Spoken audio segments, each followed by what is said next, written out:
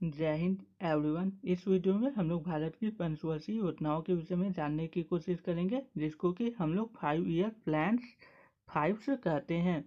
यह पंचवर्षीय योजनाएं वर्ष 1951 से वर्ष 2017 के बीच में लागू की गई थी और कुल 12 पंचवर्षीय योजनाएं लागू की गई थी।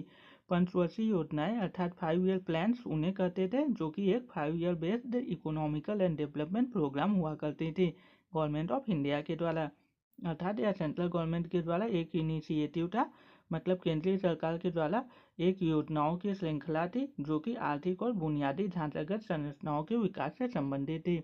तो हम लोग यहाँ पर 5 ईयर प्लान्स को देख रहे हैं, जिसको कि संक्षेप में शॉर्ट में हम लोग 5 से डिनोट करते हैं। यह वर्ष 1951 से वर्ष 2017 तक के बीच में लागू की गई थी। तो हम लोग प्रथम 3 पंचवर्षीय योजनाओं का टाइम पीरियड याद करने की कोशिश करते हैं। तो हम लोग देखते हैं कि हम लोगों का प्यारा भारत 1947 में स्वतंत्र हुआ। तो उसके बाद हम लोग ऐसे ईयर को बेस ईयर लेते हैं जिसमें कि लास्ट में 1 आता है, क्योंकि पूरे विश्व में जितने भी देश हैं हर क्षेत्र में प्रथम आने की कोशिश करते हैं। तो हम लोगों का प्यारा भारत भी आज़ादी के बाद प्रथम आने का प्रयत्न कर रहा है। आप इस तरीके से याद कर सकते हैं। तो 1951 को हम लोग बेस ईयर लेते हैं। तो 1951 में हम लोग 5 ऐड करेंगे, 1956 मिल जाएगा। फिर 1956 में 5 ऐड करेंगे, 1961 मिल जाएगा। फिर 61 में 5 ऐड करेंगे, 66 मिल जाएगा।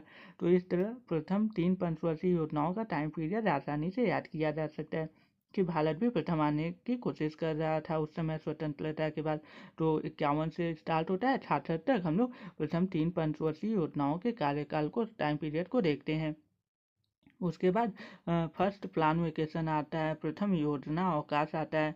तो प्रथम योजना अवकाश यहाँ पर देखिए प्रथम 3 पंचवर्षीय योजनाओं के बाद आता है, इसलिए इसका जो टाइम पीरियड होता है वह 3 ईयर्स होता है। तो आप आसानी से इसको भी याद कर लेंगे, क्योंकि 1966 में तीसरी पंचवर्षीय योजना समाप्त होती है, उसमें आप +3 ऐड करेंगे तो 1969, अर्थात प्रथम योजना अवकाश का जो टाइम पीरियड है वह 1966 से 1969 तक हो जाता है। इस तरीके से हम लोग इसको याद कर लेते हैं। तो फर्स्ट प्लान वेकेशन आने के कई रीजन्स होते हैं, जिसमें कि 1962 में इंडिया चाइना वार शामिल रहता है, 1965 में इंडिया पाकिस्तान वार शामिल रहता है, और इस समय सूखा भी पड़ता है।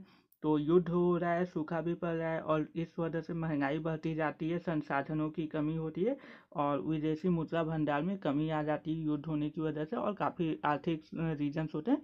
तो इस वजह से मतलब आगे के प्लान को कंटिन्यू करने में मुश्किलें आती हैं। इस वजह से फर्स्ट प्लान वेकेशन आता है, अर्थात योजनाओं को उस समय रोक दिया जाता है और पंचवर्षीय योजनाओं की जगह एक एक वर्ष का वार्षिक मतलब योजनाएं लाई जाती है, एनुअल मतलब प्लान्स लाए जाते हैं। अगर आपको यह समझ में आ रहा है तो आप इसको लाइक करिए।